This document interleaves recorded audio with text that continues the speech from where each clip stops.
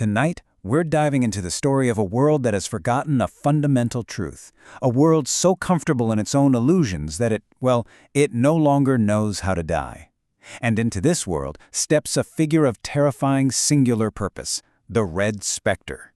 And this, right here, is the key to the whole story. This isn't some simple tale of horror. The Red Spectre isn't your typical villain. It's a catalyst. It's a force of nature showing up to correct a really, really dangerous imbalance. So, to really get the Spectre, you first have to understand the world it's stepping into. And the best way to think about it is, geologically. Imagine this raw, volatile energy, magma, deep underground. And on top, there's this thin, fragile, artificial surface built to keep it all contained. That's the central conflict. Now, this conflict isn't just about some fantasy world. It's about our own inner world. See, inside every single one of us is this magma within, this ancient, wild, creative fire. But society, that societal crust, it works overtime to pave it all over with its gray stone of reason and its manicured order. 'Cause, it's terrified of anything it can't control.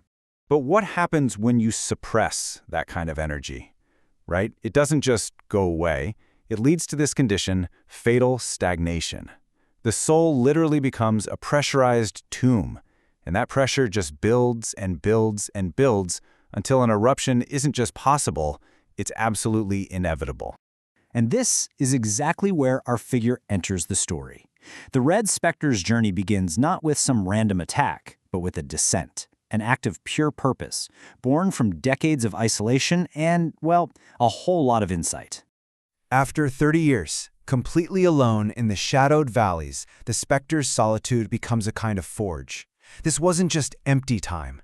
It's where it develops what's known as a will to power. And that doesn't mean a will to dominate people. It's more of a profound need to direct its internal flame outward, to finally bestow its terrible gift upon a world that frankly desperately needs it. And this quote just illustrates its motive so brilliantly. It's not driven by malice. It's asking a question about purpose. Like a star that has to shine, the Spectre feels this deep compulsion to share its wisdom, to illuminate all the dark corners of a society that's living in total denial. So the Spectre descends, and as soon as it enters the lowlands, it immediately comes face to face with the two great pillars of society's denial, hollow faith and mindless spectacle. Its very first encounter is with an old hermit. And this character, he represents the first line of defense against the truth. A carefully constructed mask of holiness built on all these noble justifications that are really just hiding a much deeper fear. The hermit's question is really telling. He lives by this code of preservation, of protecting the sanctity of the soul. His whole worldview is based on this idea that life has to be preserved no matter what, and that the soul is something totally separate from the inevitable decay of the body. But the Spectre, it just offers this devastatingly simple reply. It sees that this faith, this God, isn't some higher truth. It's just a story that people tell themselves to avoid a biological necessity. It's a shadow cast by a world that is terrified of its own end. So, moving past the hermit, the Spectre confronts the second great illusion in the city, and here it finds a crowd just mesmerized by a spectacle, a tightrope walker. This scene is such a perfect metaphor for society itself, totally distracted by a performance, collectively asleep to the very real danger, that chasm of indifference waiting right below them. The Spectre doesn't show up to perform, it comes to teach. It announces its lesson as plainly as it can. I teach you the inevitable. But the crowd, totally lost in its entertainment, just laughs. They think this profound warning is just some jester's prank. They're laughing, but they're completely unaware that the very foundation of their manicured little world, the rope itself, is already fraying. It's their own arrogance that makes them so incredibly vulnerable. And then, reality intrudes. A single drop of blood. The walker stumbles, and the performance just shatters, replaced by the raw, honest, terminal shudder. The illusion is broken in a single, horrifying instant. And this is the lesson of the marketplace, summed up perfectly. Humanity is not on solid ground. We exist on this precarious bridge between our animal nature and the abyss. And society's greatest illusion is pretending that that bridge is a fortress. So, with the illusions of the common folk totally shattered, the specter turns its gaze to a final, much more formidable target. It looks toward the absolute pinnacle of human denial, the Garden of Hubris.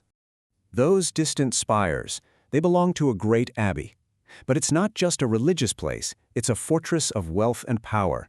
It's a symbol of the ultimate vanity, the belief that you can build your walls high enough and your locks strong enough to keep the natural order of decay from ever getting in. And here, we see the specter's true mission. It sees itself not as a destroyer, but as a master gardener. Its purpose isn't to burn the whole garden down, but to prune the poisonous flowers of hubris so that something real and healthy can finally grow again. And its approach is so methodical, it's almost a ritual. First, it identifies the target. Then it sheds its mountain stillness for a kind of predatory grace. It doesn't need a weapon. Its very presence is the harvest. The world's prologue is officially over. It's time to write the next red chapter. This brings us to the ultimate purpose of this whole journey. You know, it's easy to see all this as just destruction, but the story frames this as an act of profound creation. The specter is an architect. When it comes down to it, the specter isn't the end of the world. It's the end of a world's illusions. It's the catalyst that forces a slumbering civilization to finally confront the very fire it tried so hard to bury. And out of that ruin comes this terrifying freedom, the chance for an honest rebirth. And this all leaves us with a pretty provocative final thought. The story of the specter is this grand myth, sure, but it's also a parable for that internal magma within each and every one of us. That fire, that creative, volatile, wild energy, it's coming one way or another. So the only real question is, when it erupts, are you going to be its victim or are you going to be its architect?